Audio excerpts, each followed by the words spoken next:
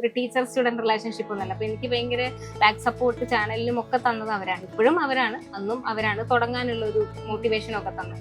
അപ്പൊ അതുകൊണ്ട് അതെനിക്ക് മിസ് ചെയ്യുന്നുണ്ട്. കാരണം എനിക്കൊരു പേടി ഉണ്ടായിരുന്നു, ഞാനിങ്ങനെ ഒരു ഭയങ്കര മോഡേൺ ഫുഡൊന്നും അല്ല, സാധാരണ ചോറ് അതൊക്കെ ദോശയൊക്കെ, അപ്പൊ ഇതൊക്കെ ആളുകൾ കാണുമോ എന്നൊക്കെ സംശയം ഉണ്ടായിരുന്നു.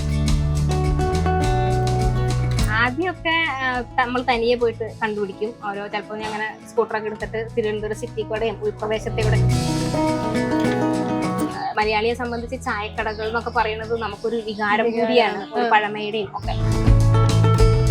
വളരെ മികച്ച ഒരു അറ്റ്മോസ്ഫിയർ ഒന്നും തരാൻ അവരെ കൊണ്ട് പറ്റിയെന്ന് വരില്ല. ഒരു ആംബിയൻസ് ഒന്നും കാണില്ല. സാധാരണ ഒരു ബെഞ്ചും ഡെസ്കും ആവും ഉണ്ടാവുക, ചിലപ്പോൾ ഫാൻ പോലും ഉണ്ടാവില്ല. ചിലയിടത്ത് വിറകടുപ്പിലാവും പാചകം ചെയ്യാൻ, നല്ല ചൂടുണ്ടാവും, പക്ഷെ നല്ല ഭക്ഷണം കിട്ടും. ഒപ്പം ഭയങ്കര സ്നേഹമുള്ള കുറെ മനുഷ്യരുമായിരിക്കും തരുന്നത്.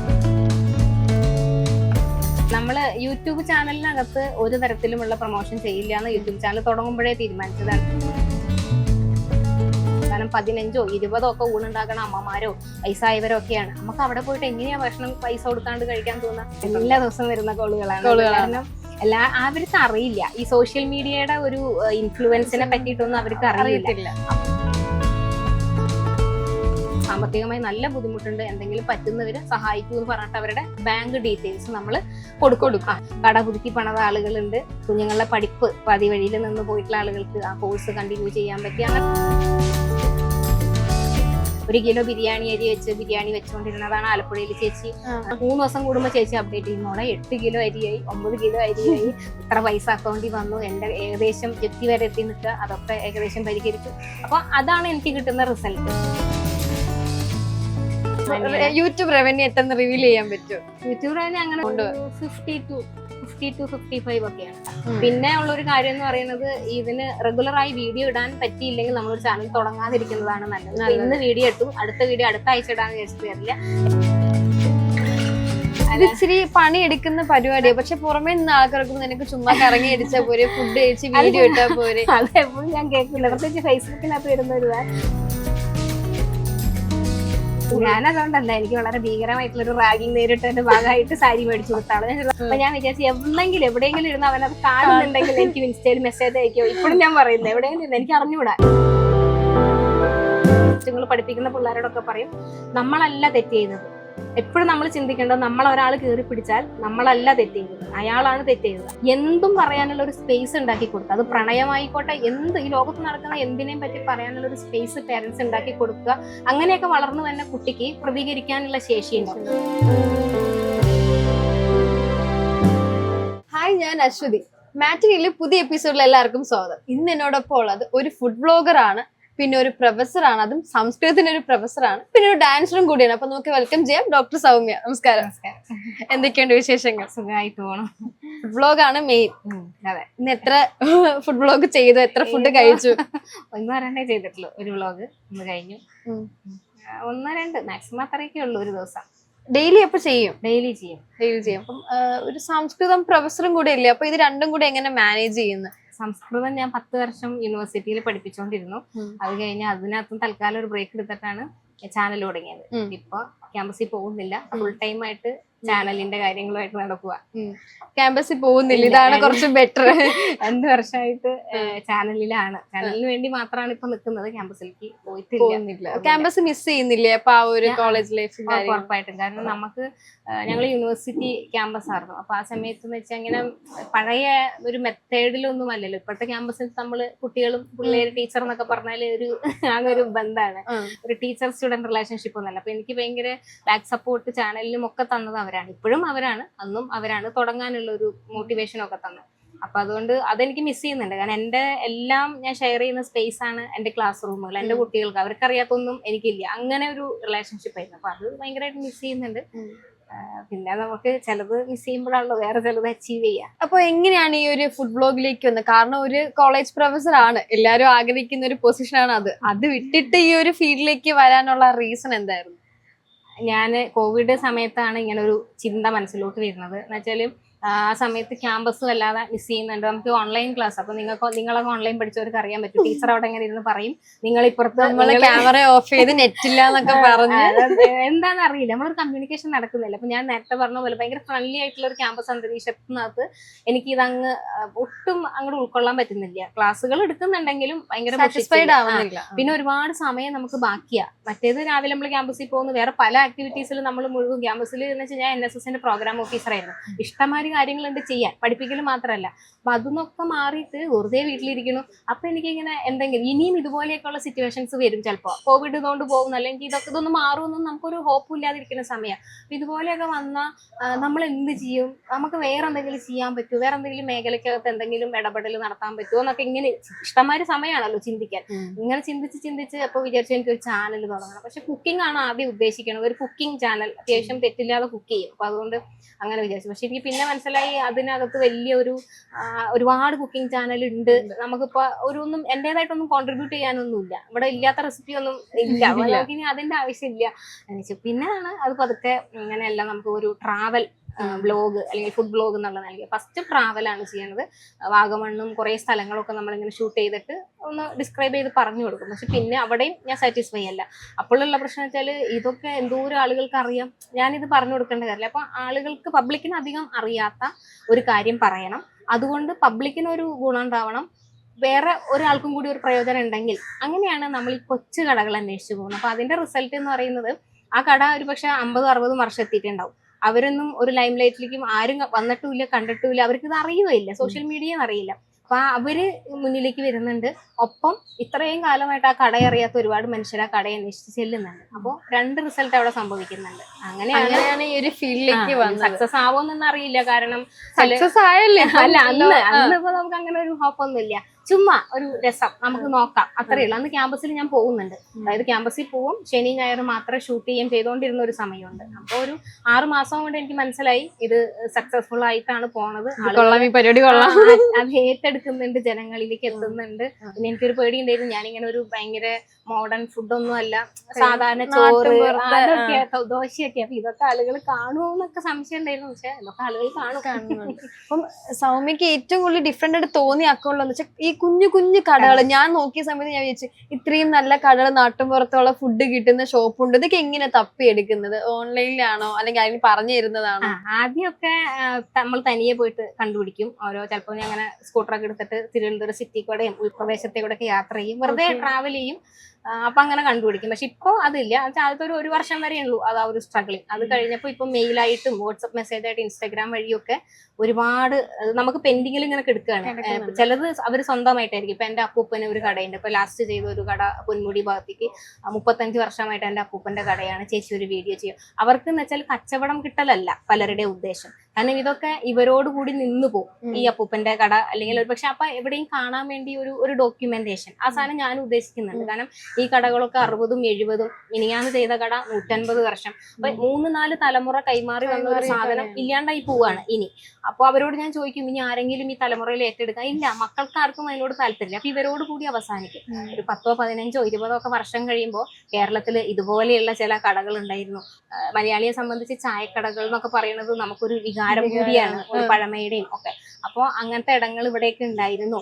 1 രൂപയ്ക്ക് ദോശ കൊടുക്കുന്ന സ്ഥലങ്ങളുണ്ട് ഇന്നും. 2025-ൽ 40 രൂപയ്ക്ക് ഊണ് കൊടുക്കുന്ന സ്ഥലങ്ങളുണ്ട്. അപ്പൊ ഇതൊക്കെ ഉണ്ടായിരുന്നു 20 വർഷം കഴിഞ്ഞുള്ള ആളുകൾ കാണട്ടെ. അതിനുവേണ്ടി നമ്മൾ ഒരു സ്റ്റോക്ക് ചെയ്ത് വെക്കലും കൂടിയാണ്. ഞാൻ ഒരു റീല് കണ്ടു. ഞാൻ ഇവിടെ കൊച്ചിയിൽ നമുക്ക് ഒരു ഫുഡ്, ഒരു ഊണ് കഴിക്കണമെങ്കിൽ ഞാൻ നോക്കുമ്പോഴത്തേക്ക് 125, 150. ഞാനൊരു ആലപ്പുഴയിലാണെന്ന് തോന്നുന്നു, മറ്റേ കൊഴുവ ഫ്രൈ ഇത്രയൊക്കെ കിട്ടും. ഞാൻ ഫ്രണ്ട്സിനൊക്കെ ഷെയർ ചെയ്യും ആലപ്പുഴയായിട്ട്, നമുക്ക് അങ്ങോട്ട് പോവാം. ഭയങ്കര യൂസ്ഫുൾ ആണ്. കാരണം വെച്ചാൽ നമുക്ക് ഇങ്ങനത്തെ ഇവിടുത്തെ ഓരോ ഫുഡ് കഴിച്ച് സീരിയസ്ലി ഫുഡ് പോയിസൺ ഒക്കെ വന്നിട്ടുണ്ട്. പക്ഷെ ഇങ്ങനത്തെ കടയിൽ നിന്ന് ആരും കഴിച്ച ഒരു ഫുഡ് പോയിസണോ ഒന്നും വന്നിട്ടില്ല. കാരണം ഇങ്ങനെയുള്ളത് പലതും വീടുകളോട് ചേർന്നുള്ളതാണ്, വീടുകൾ തന്നെയാണ് പലതും. അപ്പൊ അവരുടെ കുട്ടികള് അല്ലെങ്കിൽ അവിടെ വയസ്സായ അച്ഛനമ്മമാരുണ്ടെങ്കിൽ അവര് ഈ ഫുഡ് പ്രിപ്പയർ ചെയ്യും. ഇവരെല്ലാവരും ഇതാ കഴിക്കുന്നത്. നമ്മൾ കഴിക്കാനുള്ളതിനെ നമ്മൾ മിനിമം ശ്രദ്ധിക്കുമല്ലോ, അല്ലെ? അത്രയും കാര്യങ്ങൾ നമ്മൾ ചെയ്യും. നമുക്കിവിടെയും കൂടി ആഹാരമാണ്. പിന്നെ മാത്രമല്ല, ഇവിടെ ഒന്നും വലിയ സ്റ്റോക്കിംഗ് സൗകര്യങ്ങളൊന്നുമില്ല, വലിയ ഫ്രീസറുകളോ ഇതൊന്നുമില്ല. ചിലയിടത്ത് ഇന്നലെ ഞങ്ങൾ വട്ടിയൂർക്കാൽ ഒരു വീഡിയോ എടുത്ത സ്ഥലത്ത് ആ ചേട്ടൻ പറഞ്ഞു, ഇവിടെ ഫ്രിഡ്ജില്ല, ആ കടയിൽ ഫ്രിഡ്ജില്ല, ഞങ്ങൾ ഫ്രിഡ്ജ് ഉപയോഗിക്കുന്നില്ല. കാരണം പഴയത് ഞങ്ങൾക്ക് വേണ്ട, ഞങ്ങളും കഴിക്കുന്നതാണ്, ഇവിടെ ഉപയോഗിക്കാറില്ല. അപ്പൊ ഇങ്ങനെയുള്ള ഒരു ഉറപ്പ് എന്ന് പറയുന്നത് ചിലപ്പോൾ നമുക്ക് വലിയ ഹോട്ടലുകളിൽ പോകുമ്പോൾ ചിലപ്പോൾ കിട്ടണമെന്നില്ല. അപ്പൊ ഇത് ഈ പറഞ്ഞൊരു സാധനം ഫുഡ് പോയിസൺ ഉണ്ടാവില്ല എന്നുള്ള ഒരു ധൈര്യം നമുക്കുണ്ട് അത് പ്രൊമോട്ട് ചെയ്യുമ്പോൾ. പിന്നെ ചെറിയ പൈസ, പക്ഷെ നിങ്ങൾക്ക് അവിടെ ഒരു AC അല്ലെങ്കിൽ വളരെ മികച്ച ഒരു അറ്റ്മോസ്ഫിയർ ഒന്നും തരാൻ അവരെ കൊണ്ട് പറ്റിയെന്ന് വരില്ല. ഒരു ആംബിയൻസ് ഒന്നും കാണില്ല. സാധാരണ ഒരു ബെഞ്ചും ഡെസ്കും ആവും ഉണ്ടാവുക, ചിലപ്പോൾ ഫാൻ പോലും ഉണ്ടാവില്ല, ചിലയിടത്ത് വിറകടുപ്പിലാവും പാചകം ചെയ്യാൻ, നല്ല ചൂടുണ്ടാവും, പക്ഷെ നല്ല ഭക്ഷണം കിട്ടും. ഒപ്പം ഭയങ്കര സ്നേഹമുള്ള കുറെ മനുഷ്യരുമായിരിക്കും തരുന്നത്. ഇപ്പൊ നോർമലി ഒരു കുറെ ഫുഡ് ബ്ലോഗർ നമ്മൾ കാണുമ്പോൾ അവര് വലിയ വലിയ റെസ്റ്റോറന്റിൽ അവിടുന്ന് പേയ്മെന്റ് കൊടുത്ത് കൊളാബ് ആയിരിക്കും ചെയ്യുന്നത്. അപ്പൊ നമ്മൾ സൗമ്യ ചേച്ചിയുടെ അക്കൗണ്ട് നോക്കുമ്പോൾ അങ്ങനത്തെ ഒന്നും വന്നിട്ട് കണ്ടിട്ടില്ല. കൂടുതൽ ഈ നാട്ടിൻപുറത്തെ കടയാണ്. ആരെങ്കിലും അങ്ങനെ ചോദിച്ചിട്ടുണ്ട് നമ്മളെ ഷോപ്പിൽ പ്രൊമോഷൻ ചെയ്യണം അങ്ങനെയൊക്കെ മെസ്സേജസ്? ഇല്ല, നമ്മള് യൂട്യൂബ് ചാനലിനകത്ത് ഒരു തരത്തിലുമുള്ള പ്രൊമോഷൻ ചെയ്യില്ല എന്ന് യൂട്യൂബ് ചാനൽ തുടങ്ങുമ്പോഴേ തീരുമാനിച്ചതാണ്. ഇപ്പൊ നമ്മൾക്ക് 6,80,000 കഴിഞ്ഞു ഫോളോവേഴ്സ്. ഇതുവരെ ഒരൊറ്റ പ്രൊമോഷനും യൂട്യൂബ് ചാനൽ ചെയ്തിട്ടില്ല. പക്ഷെ അങ്ങനെ ഇതുപോലെ ഏതെങ്കിലും ഫ്രണ്ട്സ് വഴിയൊക്കെ വരുന്ന ചില സ്ഥലങ്ങളുണ്ട്. അപ്പൊ അതൊന്നും ഭയങ്കര വലിയൊന്നും ആയിരിക്കില്ല, ചിലപ്പോൾ ഒന്ന് സപ്പോർട്ട് ചെയ്തേക്കോ ചോദിക്കണത്. അപ്പൊ ഞാൻ പറയും ഇൻസ്റ്റാഗ്രാമിൽ ഇടാം. അപ്പൊ ഇൻസ്റ്റയിൽ മാത്രം അത് ചെയ്തു കൊടുക്കും. എത്ര പേയ്മെന്റ് തരാന്ന് പറഞ്ഞാലും ഇല്ല യൂട്യൂബിൽ അത് എനിക്ക് ഇപ്പോ നമ്മുടെ മേക്കപ്പ് ബ്രാൻഡുകള്, പർപ്പിളിന്റെയും അങ്ങനെയൊക്കെയുള്ള ഒരുപാട് ബ്യൂട്ടി പ്രോഡക്റ്റിന്റെ ബ്രാൻഡുകൾ മെയിൽ അയക്കും ഡെയിലി, സ്റ്റാർബക്സിന്റെ അങ്ങനെയൊക്കെ. അപ്പൊ എല്ലാവരുടെയും ആവശ്യം എന്ന് പറയുന്നത് യൂട്യൂബിൽ വേണം എന്നുള്ളതാണ്. പക്ഷെ എനിക്ക് ഞാൻ ചെയ്യാൻ താല്പര്യമില്ല, യൂട്യൂബിൽ ചെയ്യുന്നില്ല, അങ്ങനെ തന്നെ പോട്ടെ എന്നുള്ളതാണ്. ഇപ്പൊ ഏതെങ്കിലും അപ്പൊ നോർമലി കുഞ്ഞു കടയിൽ പോകുമ്പോൾ അവര് പേയ്മെന്റ് തരത്തില്ലല്ലോ? പേയ്മെന്റ് തരില്ല, അവർക്ക് ഫ്രീ അല്ല. ഫുഡ് ഞാൻ പൈസ കൊടുത്തിട്ടേ കഴിക്കാറുള്ളൂ. കാരണം പൊതുവെ ഒരു ആക്ഷേപം ഉള്ളത് എന്ന് വെച്ചാല് ഫുഡ് ബ്ലോഗർമാര് പൈസ കൊടുക്കാതെ ഭക്ഷണം കഴിക്കുന്നവരാണ് എന്നുള്ളത്. അതൊരു തെറ്റായ സങ്കല്പം. ഒരു കാലത്ത് അങ്ങനെ ഉണ്ടായിരുന്നു എന്ന് എനിക്കറിയില്ല. ഇപ്പൊ നിലവിലുള്ള, നമുക്ക് അത്യാവശ്യം എല്ലാവരുമായിട്ട് കോൺടാക്ട് ഉണ്ട്. നിലവിലുള്ള ഫുഡ് ബ്ലോഗേഴ്സ് എന്ന് പറഞ്ഞാൽ എല്ലാവരും നല്ല എഡ്യൂക്കേറ്റഡ് ആണ്, അവരുടേതായ പ്രൊഫഷനിൽ അവർ ജോലി ചെയ്യുന്നുണ്ട്. ഇവര് ഇഷ്ടം കൊണ്ട്, ഒരു പാഷൻ കൊണ്ട് ഫുഡ് ബ്ലോഗിങ് ഫീൽഡിലേക്കൊക്കെ വരുന്നവർ, അല്ലാതെ തൊഴിലില്ലാത്തവര് കഴിക്കാൻ വേണ്ടി ഇറങ്ങുന്നതല്ല. അപ്പൊ അത് കോമൺ സെൻസിൽ ചിന്തിച്ചാൽ മതി. നമുക്ക് ഒരു ഐഫോൺ എന്തെങ്കിലും മേടിക്കണമെങ്കിൽ മിനിമം 1 ലക്ഷം രൂപ 1.5 ലക്ഷം രൂപ വേണം. ഇത്രയും പൈസ കൊടുത്ത് ഫോൺ മേടിക്കാൻ കഴിവുള്ളവന് ഭക്ഷണം കഴിക്കാൻ ഉണ്ടാവില്ലേ? എങ്ങനെയായാലും ഭക്ഷണം കഴിക്കാൻ നിർവാഹം ഇല്ലാത്തവൻ EMI ഇട്ടിട്ട് ഫോൺ മേടിക്കാൻ പറ്റില്ല. പിന്നെ ഇത് ട്രാവൽ ചെയ്യണം, ഓരോ സ്ഥലത്തും നമ്മൾ ട്രാവൽ ചെയ്യണം, അവിടെ പോയി അവരുടെ കൺവീനിയൻസ് അനുസരിച്ച് നമ്മൾ വീഡിയോ എടുക്കണം, ഇത് എഡിറ്റ് ചെയ്യണം, അപ്ലോഡ് ചെയ്യണം. അപ്പോൾ ഭക്ഷണം കഴിക്കാനാണെങ്കിൽ അതിലും എളുപ്പമാണ് 50 രൂപ കൊടുത്തൊരു ഭക്ഷണം കഴിക്കുന്നത്, അല്ലേ? അപ്പൊ ഇങ്ങനെ പറയുന്ന ആളുകളുണ്ട്. അപ്പൊ അതുകൊണ്ട് തന്നെ ഞാൻ ഒരു സ്ഥലത്തുനിന്നും പിന്നെ ഇനി എത്ര സ്നേഹബന്ധത്തിന്റെ പുറത്ത് നിരസിച്ചാലും പൈസ അവിടെ കൊടുക്കാതെ ഞാൻ ആ കടയിൽ നിന്ന് ഇറങ്ങിപ്പോരില്ല. അതെന്താന്ന് വെച്ചാല് ഞാനും ആൻസറബിൾ ആണ്. ഇങ്ങനത്തരം കാര്യങ്ങൾ പറയുമ്പോൾ എനിക്ക് അവിടെ മറുപടി പറയാൻ പറ്റണം. ഞാൻ പൈസ കൊടുക്കാതെ ഭക്ഷണം കഴിക്കില്ല. കാരണം 15 or 20 ഒക്കെ ഊണുണ്ടാക്കണ അമ്മമാരോ വയസ്സായവരോ ഒക്കെയാണ്. നമുക്ക് അവിടെ പോയിട്ട് എങ്ങനെയാ ഭക്ഷണം പൈസ കൊടുക്കാണ്ട് കഴിക്കാൻ തോന്നുക? അപ്പൊ നമ്മൾ കൃത്യം പൈസയുമല്ല, ഞാൻ എന്തെങ്കിലും കൂടി എന്റെ കയ്യിലുള്ളത് കൂടുതലും കൂടി കൊടുത്തിട്ടേ വരും. ഭയങ്കര മടിയാണ്. ചിലയിടത്തൊക്കെ ചെല്ലുമ്പോൾ നമ്മൾ 6 മണിക്കൂർ കൊണ്ടൊക്കെയാണ് ഷൂട്ട് തീർക്കുന്നത് ഒരു വീഡിയോ. ഇപ്പൊ ഈ 6 മണിക്കൂർ കൊണ്ട് ഈ അമ്മമാരുടെ മക്കളെ പോലെ നമ്മളോട് സ്നേഹമായിട്ടുണ്ടോ? അപ്പൊ കയ്യിലൊക്കെ പിടിച്ചിട്ട് പറയുമ്പോൾ എന്റെ മോള് കഴിച്ച പൈസ മേടിക്കോ അങ്ങനെയല്ലേ എന്നൊക്കെ ചോദിക്കും. അത് അവരുടെ സ്നേഹവും മര്യാദയാണ്. പക്ഷെ കൊടുത്തിട്ട് പോരാന്നുള്ളത് നമ്മുടെ സ്നേഹമാണ്. അപ്പൊ ആരെങ്കിലും ഏതെങ്കിലും അമ്മൂമ്മയോ അപ്പൂപ്പനാരെങ്കിലും വിളിച്ചിട്ടുണ്ട് മോള് കടയിൽ വന്ന് വീഡിയോ എടുത്തതിന് ശേഷം ആൾക്കാർ ഇവിടെ വന്ന് ഭക്ഷണം കഴിച്ചു, കുറച്ച് കച്ചവടമൊക്കെ കിട്ടി, അങ്ങനെ ആയാലും പറഞ്ഞു? എല്ലാ ദിവസവും വരുന്ന കോളുകളാണ്. കാരണം അവർക്ക് അറിയില്ല ഈ സോഷ്യൽ മീഡിയയുടെ ഒരു ഇൻഫ്ലുവൻസിനെ പറ്റിയിട്ടൊന്നും അവർക്ക് അറിയില്ല. അപ്പൊ അവരല്ലല്ലോ വീഡിയോ എടുക്കാൻ വിളിക്കുന്നത്. ഒന്നെങ്കിൽ നമുക്ക് ഏതെങ്കിലും ഒരു വീഡിയോ കാണുന്ന ഒരാൾ, അല്ലെങ്കിൽ ഇവരുടെ മക്കളോ ആരെങ്കിലും വിളിക്കുന്നതാ. അപ്പൊ നമ്മൾ ചെല്ലുമ്പോൾ ചിലരൊക്കെ ചോദിക്കും സീരിയലാണോ നിങ്ങൾ ഷൂട്ടിങ്, എന്താന്ന് പോലും ഇവർക്ക് അറിയില്ല. അപ്പൊ ഞാൻ മൈക്കൊക്കെ കുത്തി വെച്ചിട്ട് എത്ര മണിക്കാവുമ്പോ കട തുറക്കും, ഇവിടെ എന്തൊക്കെ കിട്ടും എന്നൊക്കെ ചോദിക്കുമ്പോൾ അവരത് പറയുന്നത് പോലും അവരങ്ങനെ പ്രിപ്പയർഡ് ആയിട്ടൊന്നല്ല, അങ്ങനെ പറഞ്ഞിട്ടാ. പക്ഷെ ഒരു 3 ദിവസം 4 ദിവസം കഴിയുമ്പോൾ ഒന്നെങ്കിൽ കൊച്ചുമക്കളോ അല്ലെങ്കിൽ ഈ അമ്മമാരോ എന്നെ ഫോണിൽ വിളിക്കും, ഇങ്ങനെ ഇന്ന സ്ഥലത്തു നിന്ന് വന്നു, ദൂരേന്ന് വന്നു, ആളുകൾ വന്നു എന്ന് പറഞ്ഞിട്ട്. പിന്നെ നമ്മൾ ചിലയിടത്തൊക്കെ വലിയ സാമ്പത്തിക സഹായം ആവശ്യമുള്ള സ്ഥലങ്ങളൊക്കെ ഉണ്ട്. അതായത് ഇപ്പോൾ നല്ല ഏജ്ഡാണ്, പക്ഷെ അവർക്ക് ഒരു 100 പേര് വന്നാൽ ഭക്ഷണം ഉണ്ടാക്കി കൊടുക്കാനുള്ള ആരോഗ്യമില്ല. അവിടെ ഞാൻ പോയിട്ട് നിങ്ങൾ എല്ലാവരും വന്ന് കഴിക്കൂ എന്ന് പറഞ്ഞാൽ അവർ മാനേജ് ചെയ്യാൻ പറ്റൂല. പക്ഷെ അവിടെ ഞാൻ പറയും ഇതുപോലെ പോകുന്നുണ്ടെങ്കിൽ കഴിക്കൂ, പക്ഷെ ഇവർ ഇത്ര ഏജ്ഡ് ആണ്, ഇനി ഇവർക്ക് ആരോഗ്യ പ്രശ്നങ്ങളുണ്ട്, സാമ്പത്തികമായി നല്ല ബുദ്ധിമുട്ടുണ്ട്, എന്തെങ്കിലും പറ്റുന്നവര് സഹായിക്കൂ എന്ന് പറഞ്ഞിട്ട് അവരുടെ ബാങ്ക് ഡീറ്റെയിൽസ് നമ്മൾ കൊടുക്കും. അപ്പോൾ അങ്ങനെയുള്ള ആളുകൾക്ക് നല്ല പൈസ തന്നെ, അത്യാവശ്യം തെറ്റില്ലാത്ത പൈസ തന്നെ അക്കൗണ്ടിലേക്ക് വരും. കട പുതുക്കി പണിത ആളുകളുണ്ട്, കുഞ്ഞുങ്ങളുടെ പഠിപ്പ് പാതി വഴിയിൽ നിന്ന് പോയിട്ടുള്ള ആളുകൾക്ക് ആ കോഴ്സ് കണ്ടിന്യൂ ചെയ്യാൻ പറ്റി. അങ്ങനെ ഒരുപാട് കാര്യങ്ങൾ. അതാ പറഞ്ഞത്, ഫുഡ് ബ്ലോഗിങ് എന്നുള്ളതല്ല, അതിനപ്പുറത്തേക്ക് നമുക്കിത് ഒരു കമ്മിറ്റ്മെന്റ് കൂടിയാണ്. അപ്പൊ അങ്ങനെയുള്ള കുറേ കേസസ് നമ്മളെ മുന്നിൽ കൂടെ ഇവിടെ ഈ അടുത്തിടയ്ക്ക് നടന്നുപോയി. നമ്മൾ പോലും വിചാരിക്കാത്ത രീതിയിൽ മാറ്റം വന്ന ആളുകൾ. 1 കിലോ ബിരിയാണി അരി വെച്ച് ബിരിയാണി വെച്ചുകൊണ്ടിരുന്നതാണ് ആലപ്പുഴയിൽ ചേച്ചി. ചേച്ചി ഇപ്പോ മിക്കവാറും ഒരു കല്യാണ ബിരിയാണി 3 ദിവസം കൂടുമ്പോ ചേച്ചി അപ്ഡേറ്റ് ചെയ്യും, മോളെ 8 കിലോ അരിയായി, 9 കിലോ അരിയായി, ഇത്ര പൈസ അക്കൗണ്ടിൽ വന്നു, എന്റെ ഏകദേശം ജപ്തി വരെ എത്തി നിൽക്കുക, അതൊക്കെ ഏകദേശം പരിഹരിച്ചു. അപ്പൊ അതാണ് എനിക്ക് കിട്ടുന്ന റിസൾട്ട്. അപ്പൊ അത് ഭയങ്കര ഒരു എഫക്റ്റ് അല്ലേ, അതാണ് ഭയങ്കര ഡിഫറെന്റ് ആയിട്ട് സൗമ്യ ചേച്ചിയിൽ കാണുന്നത്. സഹായിക്കാൻ പറ്റൂല. അപ്പൊ എല്ലാവരെയും സാമ്പത്തികമായിട്ട് എനിക്ക് ചിലപ്പോൾ ഒരു മാസം ചിലപ്പോൾ എന്തെങ്കിലും കൊടുക്കാം, പക്ഷെ എല്ലാ മാസവും ഇങ്ങനെ സഹായിക്കാൻ എന്നെ കൊണ്ട് പറ്റൂല. അപ്പൊ നമുക്ക് പറ്റുന്ന സഹായം ഇതാണ്. അവരുടെ അവിടെ നല്ല ഭക്ഷണമാണ് കിട്ടണമെങ്കിൽ അത് ആളുകൾ ഡെഫിനറ്റ്ലി ഇതാ. ഇപ്പൊ ഏതെങ്കിലും ഒരു കടയിൽ കയറി മോശം ഭക്ഷണമായിട്ട് തോന്നിയ ഇപ്പം ഏതെങ്കിലും സ്ഥലമുണ്ട്, ഷോപ്പിന്റെ പേര് പറയണ്ട, ഏതെങ്കിലും സ്ഥലം ഉണ്ടായിട്ടുണ്ട് കഴിച്ചിട്ട്? ഇഷ്ടം പോലെ ഉണ്ട്. അത് 2-3 കാരണങ്ങളാണ്. ചിലയിടത്ത് ഒരു വൃത്തിയില്ലായ്മ നമുക്ക് ഫീൽ ചെയ്യും. അവരൊന്നും കുറ്റം പറഞ്ഞിട്ട് കാര്യമില്ല, പരിമിതമായ സാഹചര്യങ്ങളും വയസ്സായവരും ഒക്കെ ആയിരിക്കും. അപ്പോൾ നമുക്ക് അതൊരു വീഡിയോ പോസ്റ്റ് ചെയ്യാനുള്ള മടിയുണ്ട്.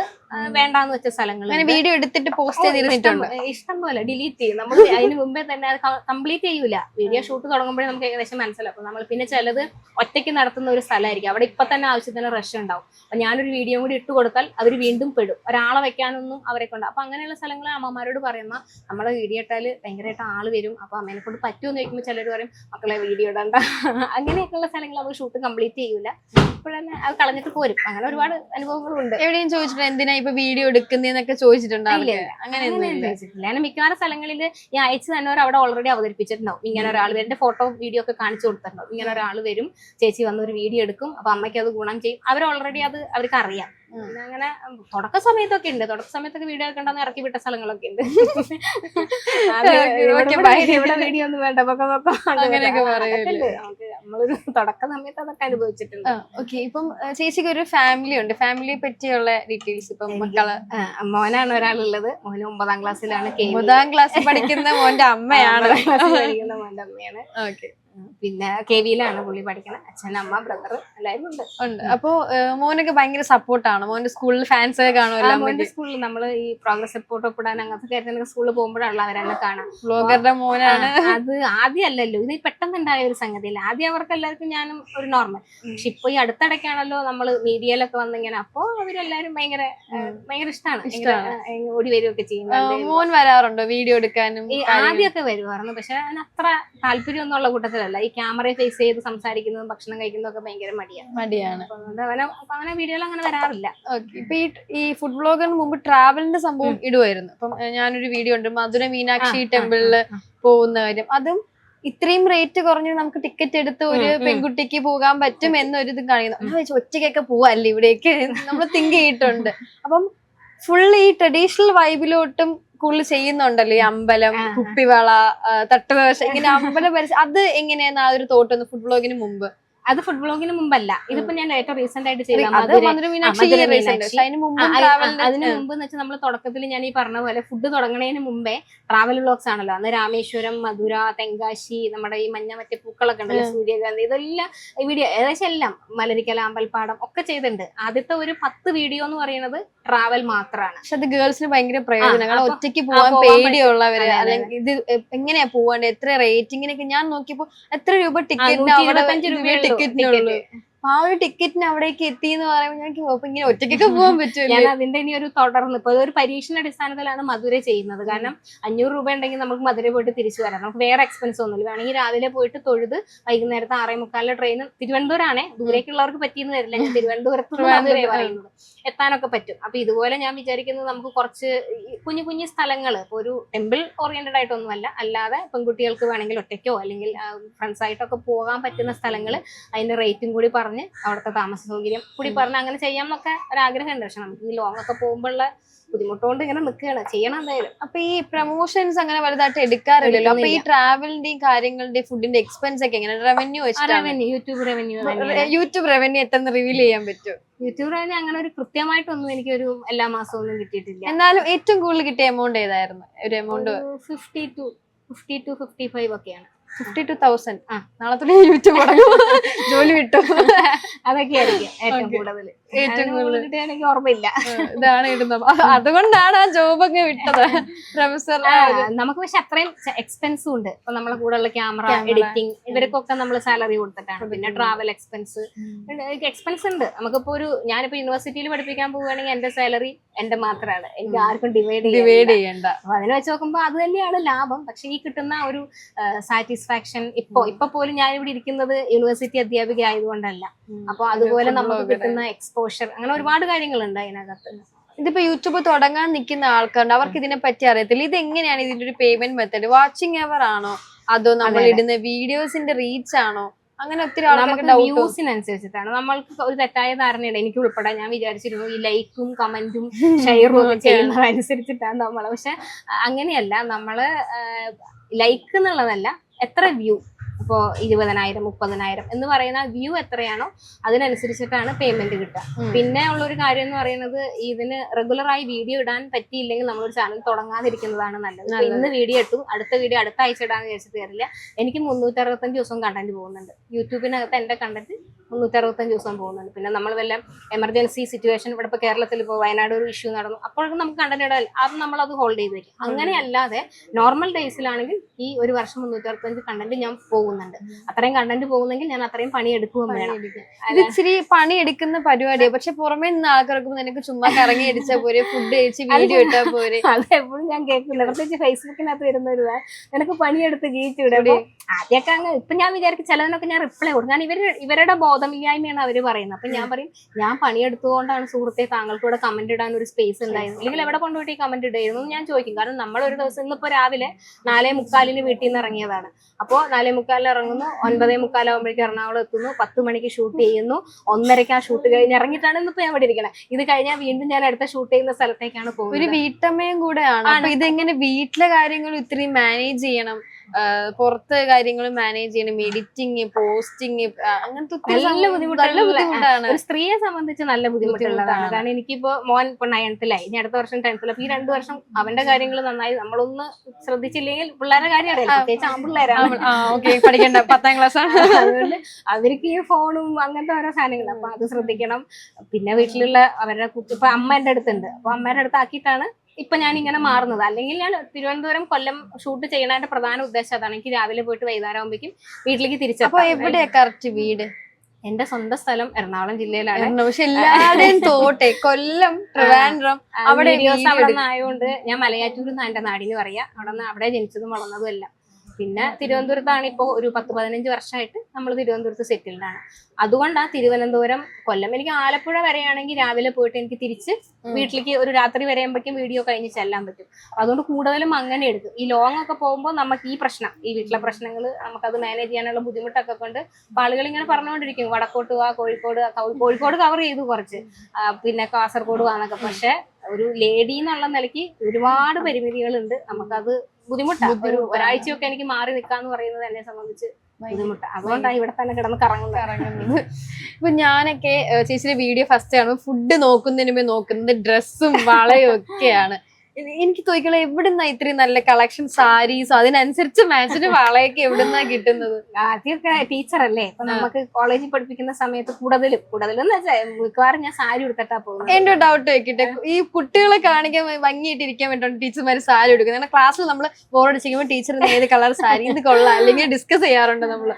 അപ്പൊ അത് തന്നെയാണ് മെയിൻ ഈ ടീച്ചർമാരെ ഒരുങ്ങി വരുന്നത്. ഞാനതുകൊണ്ടല്ല, എനിക്ക് വളരെ ഭീകരമായിട്ടുള്ളൊരു റാഗിങ് നേരിട്ടതിന്റെ ഭാഗമായിട്ട് സാരി മേടിച്ചു കൊടുത്താണ്. ഞാൻ ചുരിദാർ ഇട്ടിട്ടാണ് MG കോളേജിലാണ് ഫസ്റ്റ് ഗസ്റ്റ് ആയിട്ട് പഠിപ്പിക്കാൻ പോകുന്നത്. അപ്പൊ ഫസ്റ്റ് ഡേ തന്നെ ഒരു പയ്യൻ എന്റെ സ്കൂട്ടറിന്റെ ബാക്കിൽ, ഞാൻ ഇങ്ങനെ സെക്യൂരിറ്റിയുടെ അടുത്ത് എന്തിനാ പോകുന്നത്, ജോയിൻ ചെയ്യാൻ പോകുന്നതാ, പറയാൻ നിർത്തിയ പാടിന് ഒരു പയ്യൻ എന്റെ സ്കൂട്ടറിന്റെ ബാക്കിൽ കയറിയിരുന്നു. പിന്നെ ഇറങ്ങൂല. എനിക്കാണെങ്കിൽ ഈ ലോഡ് വെച്ച് വണ്ടി ഓടിക്കാൻ ഞാൻ പഠിച്ചിട്ടില്ല. ടീച്ചറായിരുന്നു. ഞാൻ അന്ന് ടീച്ചറായിട്ട് ജോയിൻ ചെയ്യാൻ ചെല്ലുക. സ്റ്റുഡന്റ്. അപ്പൊ അതും ചുരിദാറൊക്കെ ഇട്ടിരിക്കണം. നമ്മൾ ഫസ്റ്റ് ഡേ നമ്മൾ അങ്ങനെ വിചാരിക്കില്ലല്ലോ. പക്ഷെ ഈ കുട്ടി ഇറങ്ങൂല. പിന്നെ സെക്യൂരിറ്റി വഴക്കൊക്കെ പറഞ്ഞിട്ടാണ് ആ വണ്ടിയിൽ നിന്ന് ഇറക്കുന്നത്. പക്ഷെ എനിക്കത് എനിക്ക് ഭയങ്കര ഇൻസൾട്ടിങ് ഒരു ഫീൽ ആയി. അപ്പൊ ഞാൻ സ്റ്റാഫ് റൂമിൽ ചെല്ലുമ്പോഴും ഭയങ്കര സങ്കടത്തിലാണ് ജോയിൻ ചെയ്യുന്നതും. ഇവിടെ എങ്ങനെ ഞാൻ പഠിപ്പിക്കും? ഫസ്റ്റ് ഡേ ഒരു ടീച്ചർ എന്നുള്ള നിലയിൽ എന്റെ ഫസ്റ്റ് ഡേ ആണ്. പ്രേമ സിനിമ ഇറങ്ങിയിട്ടില്ല കേട്ടോ. ഞാൻ പറയാൻ വന്നേനെ, പ്രേമ സിനിമയിലും മലർമിസിന് ഇതുപോലെ ആയിരുന്നല്ലോ മുമ്പാണ്. അപ്പൊ എനിക്ക് ഭയങ്കര ബുദ്ധിമുട്ടായി. അപ്പൊ അന്ന് സ്റ്റാഫ് റൂമിൽ ടീച്ചർമാര് പറഞ്ഞു, അത് ഇങ്ങനെ ഇരുന്ന് കഴിഞ്ഞാൽ ടീച്ചറോ കുട്ടിയെന്ന് എങ്ങനെ തിരിച്ചറിയും എന്ന് പറഞ്ഞു. അപ്പൊ പിന്നെ ഞാൻ ചോദിച്ചു, അപ്പൊ അതിനുള്ള ഒരു ഐഡന്റിഫിക്കേഷൻ മാർക്കാണല്ലേ സാരി. നേരെ പോത്തീസിലേക്ക് പോയി കുറച്ച് സാരി എടുത്തുകൊണ്ട് വന്നു. അന്ന് സാരി എടുത്തതാണ്. അന്ന് അത് എനിക്ക് എന്റെ ഒരു സേഫ്റ്റിയും എന്റെ ഒരു കോൺഫിഡൻസും ഒക്കെ ആയിരുന്നു സാരി. പിന്നെയും അത് പലപ്പോഴും അത് ഉപകാരപ്പെട്ടിട്ടുണ്ട്. കാരണം ഈ 10-42 ഡിപ്പാർട്ട്മെന്റ് ഒക്കെ ഉള്ളിടത്ത് കുട്ടികൾക്ക് എല്ലാവരും ടീച്ചറിന് മനസ്സിലാവണം എന്നൊന്നുമില്ല. അപ്പൊ അതുകൊണ്ട് പിന്നെ ഞാൻ ഇച്ചിരി സൈസൊക്കെ ഇച്ചിരിയും കൂടി കുറവായിരുന്നു. ഇപ്പോഴാണ് കുറച്ചെങ്കിലും ഉള്ളത്. അപ്പൊ എന്നെ കണ്ടാൽ ഒട്ടും തോന്നില്ല. അപ്പൊ ഞാൻ അതുകൊണ്ട് എന്ത് ചെയ്യുന്ന വെച്ചാൽ സാരി ആവുമ്പോ എന്തായാലും ടീച്ചർ എന്നുള്ളൊരു റെസ്പെക്ട് പലപ്പോഴും കിട്ടാൻ തുടങ്ങി. അങ്ങനെ കുറെ സാരി ഞാനിപ്പോ തിങ്ക് ചെയ്യുന്ന പയ്യന്റെ ഒരു മാനസികാവസ്ഥ സ്കൂട്ടി കയറി ഇരുന്നിട്ട് ടീച്ചറാണെന്ന് കഴിഞ്ഞ ഒരു ഇന്റർവ്യൂല് ഞാൻ ഇത് പറഞ്ഞു. അപ്പൊ ഞാൻ വിചാരിച്ചു എവിടെയെങ്കിലും ഇരുന്ന് അവനത് കാണുന്നുണ്ടെങ്കിൽ എനിക്ക് ഇൻസ്റ്റയിൽ മെസ്സേജ് അയക്കോ. ഇപ്പോഴും ഞാൻ പറയുന്നത് എവിടെയെങ്കിലും എനിക്ക് അറിഞ്ഞൂടാ അവൻ ആരാണോ ഏത് ഡിപ്പാർട്ട്മെന്റ് അറിഞ്ഞൂടാ. അതിനേശം ആ കുട്ടീനെ കണ്ടില്ല, ഞാൻ കണ്ടിട്ടില്ല. ഓടിക്കാണ് ടീച്ചർ പറഞ്ഞപ്പോ. അപ്പൊ എവിടെയെങ്കിലും കാണുന്നുണ്ടെങ്കിൽ ഞാനാണ് ഞാൻ. ആ ഒരു ഭയങ്കര എക്സ്പീരിയൻസ് ആയിരുന്നില്ലേ? പേടിപ്പിക്കുന്ന ഒരു എക്സ്പീരിയൻസ് ആയിരുന്നു ടീച്ചറിന്. എനിക്ക് അത് ഞാൻ മറക്കില്ല. കാരണം ഭയങ്കര കരഞ്ഞൊക്കെ പോയ ഒരു നിമിഷമാണ്. കാരണം അത്രയും കുട്ടികൾ ചിരിക്കുമ്പോ നമുക്കുള്ളതെന്ന് വെച്ചാൽ ഞാൻ ടീച്ചറല്ലേ, സ്വാഭാവികമായി നമുക്ക് ഉണ്ടാവുന്ന ഒരു സാധനം. പുരുഷൻ ഈ പ്രേമ സിനിമ ഇറങ്ങിയ സമയത്ത് പറഞ്ഞു ഇത് എന്റെ സ്റ്റോറിയാണ്, എന്റെ സ്റ്റോറി. ആ സമയത്ത് ഞാൻ പറഞ്ഞു ഈ സിനിമ പറഞ്ഞതിന് മുമ്പ് ഇതുപോലുള്ള അനുഭവം ഞാൻ നേരിട്ടിട്ടുണ്ടല്ലോ എന്ന് വിചാരിച്ചു. പക്ഷെ അത് ഒരുതരം ഹറാസ്മെന്റ് ആണ്. മാന്യമായിട്ടില്ല, അതിന്റെ അത് കുറച്ച് വേസ്റ്റ് ഒരു ഇതാണ്. അപ്പൊ അത് ലൈഫിൽ മറക്കില്ല. അങ്ങനെയാണ് സാരിയിലോട്ട് വരുന്നത്. അപ്പൊ എനിക്ക് നമ്മൾ ചാനൽ തുടങ്ങിയപ്പോ നമുക്ക് വരുമാനം ഇല്ലല്ലോ, ഏണിങ്സ് ഒന്നും അന്നില്ല. അപ്പൊ എന്നും പുതിയ പുതിയ ഡ്രസ്സ് മേടിക്കാനൊന്നും കയ്യിൽ പൈസ ഇല്ല ഓരോ വീഡിയോക്ക്. എന്റെ കയ്യിൽ ഇഷ്ടംമാതിരി ഉള്ളത് സാരിയാണ്. അപ്പൊ എനിക്ക് സുഖമായിട്ട് സാരി ഓരോ ദിവസം മാറ്റി 10 വർഷം പഠിപ്പിച്ചു. 10 വർഷം പഠിച്ചിട്ട് സാരികളൊക്കെ ഉണ്ട് കൊടുക്കാം ഇഷ്ടംമാതിരി. പിന്നെ സാരി ആകുമ്പോ അമ്മയുടെ കൊടുക്കാം, അമ്മമ്മയുടെ കൊടുക്കാം, ആരുടെ വേണമെങ്കിലും. ഏറ്റവും നല്ല സാരി കളക്ഷൻ കിട്ടുന്നത് കേരളത്തിലാണോ തമിഴ്നാട്ടിലാണോ? കേരളത്തിൽ തന്നെയാണ്. കേരളത്തിൽ തന്നെയാന്ന് വെച്ചാൽ ഞാൻ കേരളത്തിലെ കടകളിലൊന്നും ഞാൻ അങ്ങനെ ഷോപ്പ് ചെയ്തിട്ടില്ല. പിന്നെ നമ്മള് ഇപ്പൊ ഈ ഷോപ്പിങ്ങിന് വേണ്ടി ഇങ്ങനെ പോകുന്ന സ്വഭാവം ഒന്നുമില്ല. ഇപ്പൊ നമ്മളിതിൽ പാസ് ചെയ്യുമ്പോൾ ഒരു കടയിൽ കണ്ടാൽ അത് മേടിക്കാം, അത്രയേ ഉള്ളൂ. പിന്നെ ഇപ്പോഴത്തെ കുറെ സാരികൾക്ക് ഇപ്പൊ ഇൻസ്റ്റാഗ്രാമിലൊക്കെ വന്നതിന് ശേഷം ഒരുപാട് പേര് അവര് ഇതുണ്ടല്ലോ പേജസ് അവര് കൊളാബായിട്ട് അയച്ചു തരും. അപ്പൊ അതുകൊണ്ട് ഇപ്പൊ സാരി ഒരു ഭൂരിഭാഗം സാരികളും അങ്ങനെ വരുന്ന സാരികളാണ്. അപ്പൊ അതുകൊണ്ട് ഭയങ്കര ഹാൻഡ് പിക്ഡ് ഐറ്റംസ് ഒക്കെ നമുക്ക് കിട്ടും. പക്ഷെ എല്ലാം എടുക്കും. അമ്മയുടെ സാരി, അമ്മമ്മയുടെ സാരി, എല്ലാവരുടെ സാരി എടുക്കും. ഓക്കെ. ഇപ്പൊ എന്തുകൊണ്ടാണ് ഈ സംസ്കൃതം ടീച്ചർ ആയത്? ഇപ്പൊ ഹിന്ദിയും മലയാളം ഒക്കെ കൊണ്ടിട്ട് അതൊരു ട്രഡീഷണൽ വൈബാന്ന് മനസ്സിലാവും. ആളുടെ ലുക്കും ട്രഡീഷണൽ ആണ്. അപ്പൊ എന്തുകൊണ്ടാണ് ഈ സംസ്കൃതം എടുത്തത്? അത് അച്ഛനാണ് 5ാം ക്ലാസ്സിൽ ഞാൻ എന്നെ സംസ്കൃതം പഠിക്കാൻ വേണ്ടിയിട്ട് കൊണ്ടു ചേർത്തത്. അതിനൊരു റീസണും ഉണ്ട്. കാരണം അന്ന് സംസ്കൃത യൂണിവേഴ്സിറ്റി, ശ്രീ ശങ്കരാചാര്യ സംസ്കൃത യൂണിവേഴ്സിറ്റി കാലടിയിൽ തുടങ്ങിയ സമയത്താണ് അച്ഛൻ എന്നെ കൊണ്ടുപോയിട്ട് സ്കൂളില്. അത് അച്ഛന്റെ ഒരു ദീർഘവീക്ഷണമായിരിക്കും. ഒരു പക്ഷെ പിന്നീട് പഠിച്ച് ജോലി മേടിക്കാനുള്ള ഒരു സാധ്യതയും അല്ലെങ്കിൽ സംസ്കൃതം പഠിപ്പിക്കാം എന്നുള്ള ഒരു സാധനമൊക്കെ ആയിരിക്കും. അങ്ങനെ 5ാം ക്ലാസ്സിൽ ഞാൻ മലയാളത്തിന് പകരം സെക്കൻഡ് ലാംഗ്വേജ് സംസ്കൃതം പഠിച്ചു. എനിക്ക് മലയാളം ഒട്ടും ഇഷ്ടമില്ല. സ്പെല്ലിംഗ് മിസ്റ്റേക്കാ. സംസ്കൃതം ഭയങ്കര എളുപ്പമാണ്. എനിക്ക് എല്ലാവരുടെ വിചാരം സംസ്കൃതം ഭയങ്കര പാടാണ്. ഞാൻ ഫസ്റ്റ് സ്റ്റാൻഡേർഡ് 10th വരെ സംസ്കൃതം പഠിച്ചു. നമുക്ക് 7th കഴിയുമ്പോൾ നമുക്ക് എടുക്കാം സെക്കൻഡ് ലാംഗ്വേജ്. ഞാൻ ഹിന്ദി വേണ്ട, മലയാളം വേണ്ട, സംസ്കൃതമാണെങ്കിൽ ഏറ്റവും കൂടുതൽ മാർക്ക് ഉണ്ടായത്. എളുപ്പമാണ് അത് പഠിക്കാൻ. പലരുടെയും വിചാരം ഇതൊരു വേറൊരു ഭാഷയല്ലേ, ഇത് ഭയങ്കര ബുദ്ധിമുട്ടാണ്. പക്ഷെ അങ്ങനെയല്ല. നമ്മൾ പഠിച്ചു കഴിയുമ്പോൾ ഭയങ്കര രസമായിട്ടുള്ള ഒരു സംഗതിയാണ്. പഠിക്കാനും കുറച്ച് എളുപ്പം. എന്റെ ഒരു ഇത് അങ്ങനെയാണ്. അങ്ങനെ പഠിക്കും. ഓരോ സെന്റൻസ് ഇട്ട് തന്നെ 10 മാർക്ക്. അത് സ്കൂൾ ലെവലിലാണ്. നമുക്ക് കുറച്ചും കൂടി നമ്മൾ ഡിഗ്രി ലെവലിലേക്കൊക്കെ വരുമ്പോഴേക്കും കുറച്ചും കൂടി ഗ്രാമറും ബേസും ഒക്കെ പഠിക്കണം. പക്ഷെ എന്നാലും ഞാൻ ബാക്കി ഭാഷയെ അപേക്ഷിച്ച് സംസ്കൃതം കുറച്ചുകൂടി എളുപ്പമാണെന്നാണ് എന്റെ വീട്ടിലൊക്കെ പറയുന്നത്. എന്തിനാണ് സംസ്കൃതത്തിന് എനിക്ക് ഏറ്റവും കൂടുതൽ മാർക്ക് കിട്ടില്ല വീട്ടിലെ മൈൻഡില്ല. അവര് നോക്കുന്ന മാത്സ്, സയൻസ് അങ്ങനെയാ. അപ്പൊ ഞങ്ങൾക്ക് എന്താ സംസ്കൃതം എന്താ വിലയില്ലാത്ത അങ്ങനെ ഒരു ഇതുണ്ട്. കാരണം നമ്മുടെയൊക്കെ ക്യാമ്പസിൽ പഠിക്കാൻ വരുമ്പോൾ എല്ലാവരും ഈ ഹിസ്റ്ററി, ഇംഗ്ലീഷും അല്ലെങ്കിൽ സയൻസും ഒക്കെ ചൂസ് ചെയ്ത് കഴിഞ്ഞിട്ട് ഒന്നും കിട്ടാണ്ടാവുമ്പോഴാണ് പലപ്പോഴും സംസ്കൃതത്തിലേക്ക് പലരും വരുന്നത്. പക്ഷെ ഒരുപാട് ജോലി സാധ്യതകൾ ഉള്ളതുമാണ്. എല്ലാ സ്കൂളിലും ഇപ്പൊ സംസ്കൃതമുണ്ട്. അപ്പൊ നമുക്ക് ഈ സംസ്കൃതം ഇത് പഠിക്കുന്ന ആളുകൾക്ക് ഡിഗ്രി കഴിഞ്ഞാൽ പിന്നെ BEd വേണ്ട. നമുക്ക് നേരെ കേറ്ററ്റ് എഴുതി ജോയിൻ ചെയ്യാം. പക്ഷെ ബാക്കി ഏത് ഭാഷയ്ക്കും ഇതുപോലെ BEdോ TTC ഒക്കെ വേണം. അങ്ങനെയുണ്ട് കുട്ടികൾ, ഒരുപാട് കുട്ടികൾ ഇപ്പൊ ജോലി കയറി. ഒരുപാടൊന്നും പഠിക്കണ്ട, ഡിഗ്രി കഴിയുക, നേരെ കേറ്ററ്റ് എഴുതുക, PSC വിളിക്കുമ്പോൾ അപേക്ഷിക്കുക, കുറച്ച് പഠിക്കുക, ജോലി കയറുക. അങ്ങനെയാണ്. അപ്പൊ മോനോട് സംസ്കൃതം പഠിക്കാൻ പറയൂ? ഞാൻ പറഞ്ഞതല്ല, അവന് സംസ്കൃതം ഓർ ഹിന്ദി അവർക്ക് ചൂസ് ചെയ്യാം. സ്കൂളിൽ KVയിൽ അങ്ങനെയാണ്, ഏതെങ്കിലും ഓപ്ഷനല്ല. അപ്പൊ ഇവൻ സംസ്കൃതം മതിന്ന് ഇവൻ തന്നെ ഇങ്ങോട്ട് പറഞ്ഞു. അതുകൊണ്ടുകൂടിയായിരിക്കും വീട്ടിൽ നമ്മളെ ആളുണ്ടല്ലോ. അവന് സംസ്കൃതത്തിന് തന്നെയാണ് മാർക്കും. അത് എളുപ്പമാണല്ലോ. ഓക്കെ. ഇപ്പം ഇത്രയും ജില്ലകളിൽ നിന്ന് ഫുഡ് കഴിച്ചപ്പോ ഏറ്റവും കൂടുതൽ നല്ല ഫുഡുള്ള ജില്ല ഏതാണ്? കുറച്ചുകൂടി നല്ല ഫുഡ്, നാടൻ ഫുഡ്, രുചിയുള്ള ഫുഡ്. ഞാൻ ജനിച്ചതും വളർന്നതും ഒക്കെ എറണാകുളം ജില്ലയിലാണ്. എറണാകുളം എവിടെയാണ്? അല്ല, ഞാൻ എറണാകുളം ജില്ലയല്ല ജനിച്ചതുമാണ്. അപ്പൊ എറണാകുളം ജില്ലയുടെ ഒരു സ്വാദല്ല തിരുവനന്തപുരത്തേക്ക് പോകുമ്പോ, ഇതല്ല കോഴിക്കോട്. ഓരോ നാടിനും ഓരോ രുചിയുണ്ട്. പിന്നെ എനിക്ക് തോന്നുന്നു നമുക്കൊക്കെ എപ്പോഴും നമ്മൾ കഴിച്ചു വളർന്നത് തന്നെയാണ് നമുക്ക് ബെസ്റ്റ്. അപ്പൊ അശ്വതിയെ സംബന്ധിച്ച് എറണാകുളത്ത് തരുന്ന ഒരു മീൻകറിയേക്കാളും തിരുവനന്തപുരത്ത് കിട്ടുന്ന മീൻകറിക്ക് ഭയങ്കര, ഇവിടെ കിട്ടുന്ന പായസത്തിനേക്കാളും അവിടുത്തെ ബോളിയും പായസം എന്ന് പറഞ്ഞാൽ അശ്വതിക്ക് സ്പെഷ്യലാണ്. കാരണം അത് നമ്മുടെ ശീലങ്ങളാണ്. അപ്പൊ ഫുഡ് എന്ന് പറഞ്ഞാൽ ഒരു ഫുഡും മോശമല്ല, എല്ലാ ഭക്ഷണത്തിനും അതിൻ്റെതായ രുചിയുണ്ട്. അപ്പൊ എനിക്ക് കുറച്ച് കൂടുതൽ ഇഷ്ടം എന്റെ നാട്ടിലെ രുചികളാണ്. എറണാകുളത്തെ എറണാകുളം സിറ്റിയെ വെച്ച് കണക്കൂട്ടണ്ട, ഞാനങ്ങ് ഒരു മൂലയിലാണ്. ഞങ്ങളെ ഭയങ്കര നാട്ടുമ്പുറാണ്. അതാ മലയാറ്റൂർ എന്നാ പറയുന്നത്. മലയാറ്റൂര് ചർച്ചൊക്കെ ഉണ്ട്.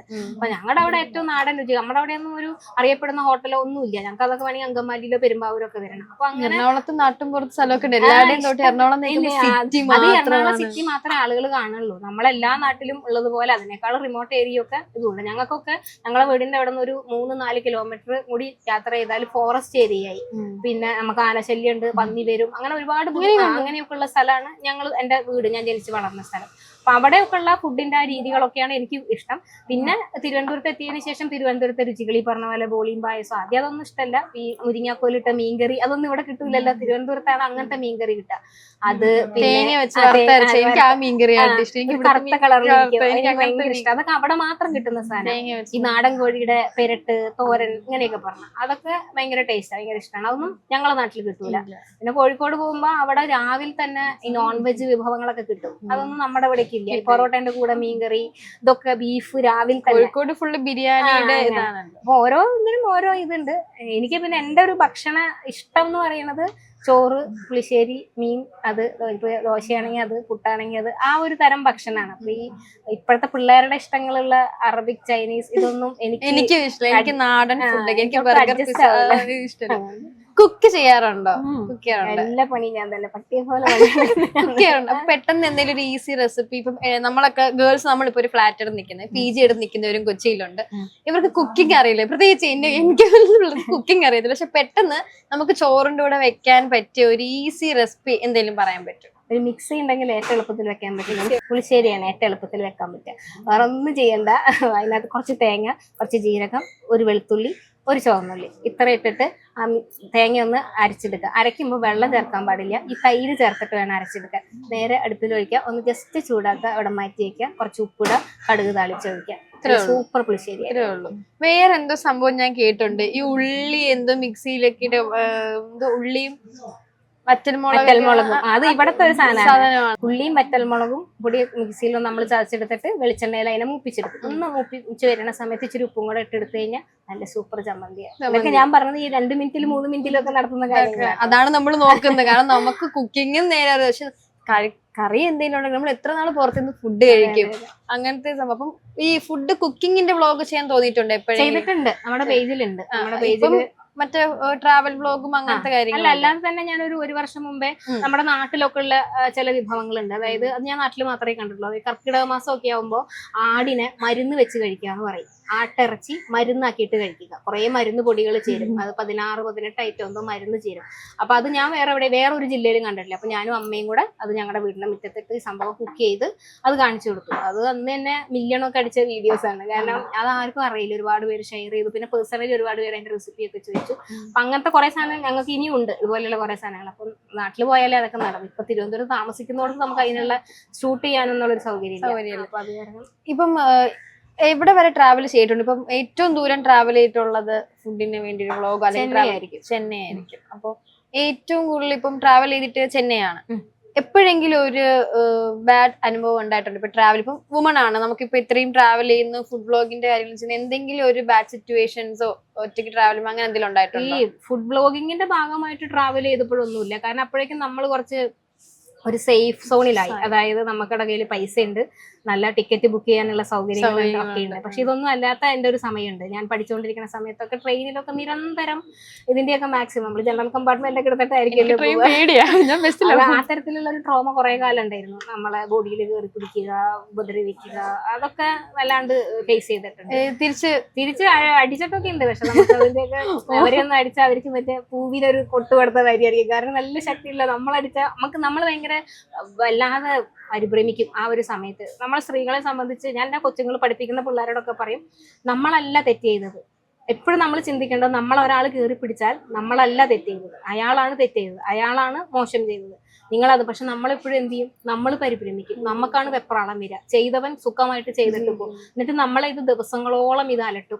ട്രോമാസ് ആണ് അത്, ആൾക്കാർക്ക് പറഞ്ഞാൽ മനസ്സിലാവത്തില്ല. ഇപ്പം ഞാനൊക്കെ ഒത്തിരി സിറ്റുവേഷനിൽ പറയുമ്പോ എന്റെ അമ്മ പറഞ്ഞു വെച്ചാൽ നീ ഈ ഡ്രസ്സ് ഇട്ടോണ്ടാണ്, രണ്ടാമത്തെ കാര്യം അതങ്ങ് മറന്നാളും, ഈ സമയത്ത് എന്തിനാ പോയത് എന്നൊക്കെയാ ചോദിക്കുന്നത്. പക്ഷെ നമ്മുടെ ഉള്ളിൽ ആ ഒരു ട്രോമ അങ്ങനെ കിടക്കും. അത് പുറത്തെ ആൾക്കാർക്ക് പ്രത്യേകിച്ച് നമ്മുടെ ഒരു ഏജ്, നമ്മൾ ആ സമയത്ത് കുറച്ചുകൂടി കുട്ടിയല്ലേ. ഇപ്പോഴൊക്കെ ആണെങ്കിൽ നമുക്ക് തിരിച്ച് പറയും അല്ലെങ്കിൽ റിയാക്ട് ചെയ്യും.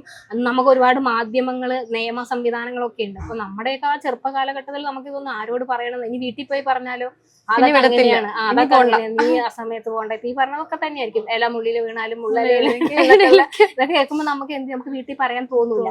അങ്ങനെയാണ് നമ്മൾ പലപ്പോഴും, നമുക്ക് തന്നെ ഒരു ഇറിറ്റേറ്റിംഗ് ആയ ഒരു സമയമൊക്കെ ഉണ്ട് ഒരുപാട്. അതൊക്കെ ഒരുപാട് ഒറ്റയ്ക്ക് യാത്ര ചെയ്യുന്ന സ്ത്രീകളോടൊപ്പം എന്താ പറയാ, ഇങ്ങനത്തെ സിറ്റുവേഷൻ വരുമ്പോ ചിലവർ പോവാൻ മടിക്കും, ഇതങ്ങ് നിർത്താം, അല്ലെങ്കിൽ എന്തിനാണ് ഞാൻ ഇത്രയും ദൂരെ നമ്മൾക്ക് നമ്മൾ ഇതിനെയൊക്കെ പേടിച്ചിരുന്നാൽ എല്ലാ കാലത്തും വീട്ടിൽ തന്നെ ഇരിക്കാം. നമ്മൾക്ക് വീടുകൾ സേഫ് ആണോ? വീടുകൾ സേഫ് ആണെങ്കിൽ ഇവിടെ ഗാർഹിക പീഡന നിയമം കൊണ്ടുവരേണ്ട കാര്യമില്ലല്ലോ. അങ്ങനെ ഒരു നിയമം ഇവിടെ പാസ്സാക്കിയിട്ടുണ്ടെങ്കിൽ വീടുകൾ പോലും സേഫ് അല്ല. അമ്മ വെട്ടിക്കൊല്ലുന്നു, മോനെ വെട്ടിക്കൊല്ലുന്നു, ഒരിടവും സേഫ് ഒന്നും അല്ല. പിന്നെ അതിനുള്ള പ്രതിരോധിക്കാൻ എന്ത് ചെയ്യാം? ഞാൻ പറയുകയാണെങ്കിൽ കൊച്ചുങ്ങളെ, പ്രത്യേകിച്ച് പെൺകുട്ടികളെ സ്കൂൾ ലെവൽ മുതൽ ഇവരെ ഏതെങ്കിലും തരത്തിലുള്ള മാർഷൽ ആർട്സ് ഒക്കെ പഠിപ്പിക്കുക. കാരണം ഒരു സെൽഫ് ഡിഫൻസ് അത്രയേ ഉള്ളൂ, അല്ലാതെ ആരും ഉപദ്രവിക്കാനല്ല. അത്തരം സാധനങ്ങൾ പഠിപ്പിക്കുകയും ഇപ്പോഴാണ് ഈ അടുത്ത നമ്മൾ അശ്വതി സ്കൂളിൽ പഠിക്കുമ്പോഴോ ഞാൻ സ്കൂളിൽ പഠിക്കുമ്പോഴോ നമുക്ക് ആർക്കെങ്കിലും ബാഡ് ടച്ചും ഗുഡ് ടച്ചും പറഞ്ഞു നമുക്ക് പറഞ്ഞു തന്നിട്ടില്ല. ഇന്നാണ് അതൊക്കെ വന്നത്. അപ്പൊ ഇതുപോലെയുള്ള കാര്യങ്ങൾ കുട്ടികളെ മനസ്സിലാക്കി കൊടുക്കുക. എല്ലാ പേരൻസും എന്തും പറയാനുള്ള ഒരു സ്പേസ് ഉണ്ടാക്കി കൊടുക്കുക. അത് പ്രണയമായിക്കോട്ടെ, എന്ത് ഈ ലോകത്ത് നടക്കുന്ന എന്തിനേയും പറ്റി പറയാനുള്ള ഒരു സ്പേസ് പേരൻസ് ഉണ്ടാക്കി കൊടുക്കുക. അങ്ങനെയൊക്കെ വളർന്നു തന്നെ കുട്ടിക്ക് പ്രതികരിക്കാനുള്ള ശേഷി ഉണ്ടാവും. അതേസമയം നമ്മളെയൊക്കെ പ്രശ്നം എന്ന് പറയുന്നത് നമുക്കൊന്നും പറയാനുള്ള സ്പേസ് ഉണ്ടായിട്ടില്ല. പറഞ്ഞാൽ സ്കൂളിൽ നിന്ന് എന്തെങ്കിലും ഒരു മോശം ഉണ്ടെന്ന് വീട്ടിൽ പോയി വീട്ടിൽ നിന്ന് തല്ലിട്ടു, അതിലും അതും ഉണ്ടാവിരിക്കാലോ എന്നുള്ള സാധനം ഞാൻ ശരിക്കും അങ്ങനെ വിചാരിച്ചിട്ടുണ്ട്. സ്കൂളിലെ ഏതെങ്കിലും ടീച്ചർ കുറച്ച് മോശമായിട്ട് പെരുമാറി, അപ്പൊ വീട്ടിൽ പോയിട്ട് അമ്മയോട് പറയാന്ന് വിചാരിച്ചാൽ അത് ഭയങ്കര അവിടെ നിന്ന് തല്ല് വേറെ കിട്ടും. അതൊക്കെ നമ്മുടെ തലമുറയുടെയും ആ കാലഘട്ടത്തിന്റെ ഒക്കെ പ്രശ്നം. പക്ഷെ ഇപ്പൊ അതല്ല. ഒരു എന്റെ മോന്റെ അടുത്ത് ഒരു സാറിനും അധ്യാപകനും ഒക്കെ കുട്ടികളെ ശിക്ഷിക്കാം, പക്ഷെ അതിനുമുണ്ട് ഒരു പരിധി. അതിനപ്പുറത്തേക്ക് ഉണ്ടെന്ന് പറഞ്ഞാൽ നമ്മൾ സ്വാഭാവികമായി എന്ത് ചെയ്യും, അറ്റ്ലീസ്റ്റ് ആ സാറിനെ ഒന്ന് കാണുമെങ്കിലും ചെയ്യും. സാർ ഇങ്ങനെ ഒരു ഇഷ്യൂ മോന്റെ ഭാഗത്താണോ, ഞാൻ വിളിച്ച് ചോദിക്കാറുണ്ട്. അങ്ങനെ ഒരു സാധനം പിന്നെ എന്തെങ്കിലും തരത്തിൽ ഒരു മെന്റലി ഒരു സാധനം വന്നാൽ ഞാൻ ആ സാറിനെ കോൺടാക്ട് ചെയ്യും. സാർ ഇങ്ങനെ, അപ്പൊ സാർ എൻ്റെ അടുത്ത് കാര്യം പറഞ്ഞുതരും, ഇന്നതാണ് കാര്യം. ഇപ്പൊ ലാസ്റ്റ് അവന്റെ തലമുടി വെട്ടാത്തതിന് സ്കൂളിൽ എന്നെ വിളിപ്പിച്ചു. അപ്പൊ സാർ ഇങ്ങനെ പറഞ്ഞു, അപ്പൊ ഇതാണ് പ്രശ്നം എന്ന് പറഞ്ഞു. 2 പ്രാവശ്യം വാൺ ചെയ്തു. മുടി വെട്ടാത്തതുകൊണ്ടാണ് നമ്മൾ മുടി വെട്ടി, അത് വേറെ സൊല്യൂഷൻ ഇല്ലല്ലോ. അത് നമ്മുടെ മിസ്റ്റേക്കാണ്. അപ്പൊ എന്ന് പറഞ്ഞ പോലെയുള്ള ഒരു കൊച്ചുങ്ങൾക്ക് ഒരു സ്പേസ് എന്തും പറയാൻ, അവരുടെ ലൈഫിൽ പറ്റിയിട്ടുള്ള എന്തും. അതേസമയം ഒരു കുട്ടി വന്നിട്ട് നമ്മളോട് പറയും, അമ്മ എനിക്ക് ഇങ്ങനെ ബസ്സിൽ വെച്ച് ഇതുണ്ടായി, അപ്പൊ നമ്മൾ ഈ പറഞ്ഞ പോലെ ചോദിച്ചാൽ എന്ത്, പിന്നെ ആ കൊച്ചു നാളെ പറയൂല. അതേസമയം നമ്മൾ അങ്ങനെ ഉണ്ടായോ മോളെ, എങ്ങനെ ഉണ്ടായാൽ നീ ഇങ്ങനെയാണ് ബിഹേവ് ചെയ്യേണ്ടത്, ഇപ്പോഴും അത് നമ്മൾ ശ്രദ്ധിക്കണം. പലതരത്തിലുള്ള ആളുകൾ ഉള്ളതാണ് ഈ ലോകം. നമുക്ക് അതുകൊണ്ട് നമ്മൾ അതിനെപ്പറ്റി അവെയർ ആയിരിക്കണം. അങ്ങനെ തന്നാൽ നീ റിയാക്ട് ചെയ്യുക, അവിടെ റിയാക്ട് ചെയ്യുക. നീ ഇന്ന് റിയാക്ട് ചെയ്താൽ നാളെ അവൻ വേറൊരു കൊച്ചിന്റെ മേത്ത് കൈവയ്ക്കുമ്പോൾ അവൻ ആലോചിക്കും, ഈ കുട്ടി റിയാക്ട് ചെയ്ത പോലെ ആരെങ്കിലും റിയാക്ട് ചെയ്താൽ എന്നൊക്കെ പറഞ്ഞു കൊടുക്കാം. നമുക്ക് ഇങ്ങനെയാണ് ഒരു അമ്മ പറയേണ്ടത്. പക്ഷെ നമ്മുടെ കാലത്ത് പറഞ്ഞില്ല. എന്റെ ചെറുപ്പത്തിൽ ഞാൻ 10th പഠിച്ച സമയത്ത് ബസ്സിൽ സംഭവം ഉണ്ടായപ്പോ എന്റെ അമ്മ നാണക്കേടാ, നാട്ടുകാർ മൊത്തം അറിയുന്നു, ഇങ്ങനെ അവര് പറയുന്നു. അപ്പൊ നമുക്ക് പിന്നെ പറയാണ്ട് ഒരു ഇത് കിട്ടുന്നില്ല. പിന്നെ കുട്ടികളുടെ മനസ്സിൽ അതങ്ങനെ കിടക്കും. പിന്നെ പെൺകുട്ടികൾ മാത്രമല്ല ആൺകുട്ടികളെയും നമുക്ക് കാര്യങ്ങൾ പറഞ്ഞ്, ഇപ്പോഴത്തെ പിള്ളേരെ അറിയാമല്ലോ, സോഷ്യൽ മീഡിയയിലായാലും അയക്കുന്ന മെസ്സേജസും കുഞ്ഞു പിള്ളേരാ. ഞാൻ തിങ്കിയിട്ടുണ്ട് അവരമ്മമാര് ആൺകുട്ടികളെയും പറഞ്ഞ് മനസ്സിലാക്കി എടുക്കണം. ഇനിയുള്ള കാലം അങ്ങനെ തന്നെയാണ്. നമ്മളിപ്പോ അടുത്തിടയ്ക്ക് കണ്ടു, കൊച്ചു മക്കള് അല്ലെ 10ാം ക്ലാസ്സിൽ പരീക്ഷ എഴുതാനിരിക്കുന്ന സമയത്താണ് കൂട്ടുകാരനെ കൊല്ലുന്നത്. അമ്മയെയും അനിയനെയും ഒക്കെ ഉപദ്രവിച്ച് ഒരു വീട്ടിലെ ആ വെഞ്ഞാറമൂട് നടന്ന സംഭവം. അപ്പൊ ഇതിനകത്തൊക്കെ എല്ലാരും ചോദിക്കും, നമ്മൾ ഇനി എന്ത് ചെയ്യും, ഈ തലമുറ, ഈ 2K തലമുറ എവിടോട്ടാ പോകുന്നത് എന്ന് ചോദിക്കും. പക്ഷെ അതിനുള്ള ആൻസർ ഒന്ന് ചെയ്യാനുള്ളത് കുട്ടികളെ പഠിപ്പിക്കുന്ന അധ്യാപകർക്കാണ്, 2 പേരൻസിന്. നമ്മുടെ മക്കളെ നമ്മൾ നന്നായിട്ടൊന്ന് വാച്ച് ചെയ്യുക. ഈ പെൺകുട്ടികൾക്ക് പറഞ്ഞു കൊടുക്കുന്നത് പോലെ തന്നെ നമ്മുടെ വീട്ടിലുള്ള ആൺകുട്ടികളോടും നമ്മൾ പറഞ്ഞു കൊടുക്കണം. അപ്പൊ എനിക്കും ആൺകുട്ടിയാണ്. ഓരോ കാര്യങ്ങളും നമ്മുടെ തലമുറയൊന്നും ഒന്നും പറഞ്ഞു കൊടുത്തിട്ടില്ല. ഈവൻ നമ്മൾ എത്ര കാലമായി നമ്മൾ പീരീഡ്സിനെ പറ്റിയൊക്കെ ഓപ്പണായി സംസാരിക്കാൻ തുടങ്ങിയിട്ട്. നമ്മുടെ തലമുറയിൽ ഒളിച്ചും പാത്തും ഒക്കെയാണ് ഒരു സാനിറ്ററി നാപ്കിൻ പോലും വാങ്ങുന്നത്. വളരെ അടുത്ത കാലത്താണ് നമ്മൾ ഇതൊക്കെ ഓപ്പണായി സംസാരിക്കാൻ തുടങ്ങുന്നത്. പബ്ലിക്കായി പോയി ഒരു പാഡ് വാങ്ങുന്നതൊക്കെ വളരെ. എന്തിനാ പീരീഡ്സ് എന്ന് പറയുന്നത് എന്റെ അമ്മ ചോദിച്ചിട്ടുണ്ട്. അവന്റെ അടുത്ത് എങ്ങനെ സ്കൂളിൽ അങ്ങനെ നാണക്കേട എന്ന് അല്ല പറയുന്നത് നമുക്കൊന്നും പറഞ്ഞു തന്നിട്ടില്ല, നമ്മളിത് അനുഭവിച്ച് മനസ്സിലാക്കിയവരാണ്. പക്ഷെ ഇപ്പോഴത്തെ കുട്ടികൾക്ക് അങ്ങനെയല്ല. അവർക്ക് കുറച്ചും കൂടിയും അവരതിനെപ്പറ്റി അവെയർ ആവണം. അത് ആൺകുട്ടിയും പെൺകുട്ടിയും. എന്റെ മോന്റെ അടുത്ത് ഞാൻ പറയാറുണ്ട്, ഇങ്ങനെ ചില ദിവസങ്ങളിൽ നമ്മൾക്ക് ഇപ്പൊ ഒരു ഇതിന്റെ ഭാഗമായിട്ടുള്ള ഇറിറ്റേഷൻ നല്ല സാധനങ്ങൾ വരും. അപ്പൊ ഞാൻ പറയും മോനെ ഇതാണ് അമ്മയ്ക്ക് വയ്യ എന്ന് പറഞ്ഞ് ഞാനത് ഇപ്പോഴൊന്നല്ല, അവനൊരു 5 വയസ്സ് മുതലേ ഞാനിത് പറഞ്ഞു കൊടുക്കും. അപ്പൊ അവനറിയാം ആ ദിവസങ്ങളിൽ അമ്മ കുറച്ച് അധികം എടുക്കാൻ പോണ്ട. അങ്ങനെയാണ് കേട്ടോ അമ്മയായ സത്യം. ഞാൻ വിചാരിച്ചിട്ടുണ്ട് അമ്മമാരൊക്കെ മോനോട് പറഞ്ഞാൽ തീരാന്നുള്ള പ്രശ്നമേ അവർക്ക് പിന്നീട് അത് മനസ്സിലാക്കാൻ പറ്റും, അവരുടെ പാർട്ട്ണറെ അവർക്ക് മനസ്സിലാക്കാൻ പറ്റും. നമ്മളിത് ഒളിപ്പിച്ച് വെക്കുമ്പോൾ പല അമ്മമാരുടെയും പ്രശ്നം എന്ന് വെച്ചാൽ ഇവര് മാക്സിമം സഫർ ചെയ്യും. എത്ര വയ്യെങ്കിലും മക്കൾക്ക് ഭക്ഷണം ഉണ്ടാക്കി അവരെ ഊട്ടി അവരെ കുളിപ്പിച്ച്, അപ്പൊ ഈ കുട്ടികള് ഇവരുടെ ഭാവിയിൽ ഇവരുടെ പാർട്ട്ണറിൽ നിന്നും അവരത് പ്രതീക്ഷിക്കും. അതേസമയം അമ്മയുടെ വയ്യായികളൊക്കെ മക്കൾ അറിയണം, മോനെ ഇതാണ് അമ്മയ്ക്ക് ഒരു കോഫി ഇട്ടതാ എന്ന് പറഞ്ഞ് വളർത്തുന്ന കുട്ടി പാർട്ട്ണറുടെ പീരീഡ്സും അല്ലെങ്കിൽ പാർട്ട്ണറുടെ മൂഡ് സ്വിങ്സും ഒക്കെ മനസ്സിലാക്കാൻ പ്രാപ്തിയുള്ളവനായി മാറും. ഓക്കെ, എന്തായാലും എനിക്ക് സന്തോഷമുണ്ട്. ഞാൻ ഒത്തിരി നാൾക്ക് ശേഷം ഇത്രയും നല്ലൊരു ഇന്റർവ്യൂ എടുക്കും. ഞാൻ 1 year ആയിട്ട് ഈ ഒരു ഇന്റർവ്യൂ കരിയറിലുണ്ടെങ്കിലും ഞാൻ ഒത്തിരി നമ്മളെ ഇൻഫ്ലുവൻസേഴ്സിനെ എടുക്കും. പക്ഷെ നമുക്ക് റെസ്പെക്ട് എന്ന് പറയുന്ന സംഭവങ്ങൾ ഇന്റർവ്യൂ എടുക്കുന്ന സമയത്ത് അത് എനിക്ക് ചേച്ചിയോടുണ്ട്. ഇത്രയും നല്ല കാര്യങ്ങൾ സൊസൈറ്റിക്ക് വേണ്ടിയിട്ട് ഇപ്പോൾ ഒരു ഷോപ്പിൽ ഇപ്പം അവർക്ക് സാമ്പത്തിക ബുദ്ധിമുട്ടുണ്ടെങ്കിൽ അവരെ ഹെൽപ്പ് ചെയ്യുന്നു. ഇപ്പൊ ഒത്തിരി ഫുഡ് ബ്ലോഗർ വന്നിട്ട് പൈസക്ക് വേണ്ടി ഫുഡ് കൊള്ളത്തില്ലെങ്കിലും അത് പോയി അവിടെ കഴിച്ചിട്ട് റിവ്യൂ ചെയ്യുമ്പോൾ നമ്മൾ അവിടെ പോയി കഴിയുമ്പോൾ കൊള്ളത്തില്ല, ഫുഡ് പോയിസൺ വരും. പക്ഷെ അതൊന്നും ചെയ്യാതെ നല്ല കാര്യങ്ങൾ ചെയ്ത് പിള്ളേർക്ക് നല്ലത് പറഞ്ഞു കൊടുക്കുന്നു. നമുക്ക് കാണുമ്പോഴത്തേക്ക് ഭയങ്കര സന്തോഷമുണ്ട് ഇങ്ങനെ ഒരാൾ ഇന്റർവ്യൂ എടുത്തല്ലോ എന്ന്. അപ്പൊ എന്തായാലും ഇനി ഒത്തിരി ഉയരങ്ങളിലേക്ക് എത്തട്ടെ. ഇനി മൂവിയിലേക്ക് പോകാൻ താല്പര്യമുണ്ട്. വിളിച്ചിട്ടുണ്ടോ? എനിക്ക് പറ്റിയ പണിയല്ല അത്. ഇൻസ്റ്റയിലൊക്കെ നമ്മൾ പണ്ട് റീലൊക്കെ ചെയ്യുന്ന സമയത്ത് സി കേരളത്തിലും അങ്ങനെയൊക്കെ ജസ്റ്റ് സീരിയലിനൊക്കെ വേണ്ടി, അതൊന്നും എനിക്ക് പറ്റിയ പണിയല്ല. എനിക്ക് ഇതൊക്കെയാണ് പറ്റിയ പണി. അപ്പൊ എന്തായാലും ഒത്തിരി ഉയരങ്ങളിൽ എത്തട്ടെ. ഇനി എവിടെയെങ്കിലും വെച്ച് കണ്ടാ മറക്കണ്ടേ? അയൽവക്കാണല്ലോ. അപ്പൊ എന്തായാലും താങ്ക് യു സോ മച്ച്. ഒരു വളരെ നല്ലൊരു ഇന്റർവ്യൂ ആയിരുന്നു. എനിക്ക് എല്ലാവർക്കും നല്ലൊരു കാണുമ്പോഴത്തേക്കും ഒത്തിരി കാര്യങ്ങൾ മനസ്സിലാക്കേണ്ട ഒരു ഇന്റർവ്യൂ ആണത്. അപ്പൊ എന്തായാലും താങ്ക് യു സോ മച്ച്.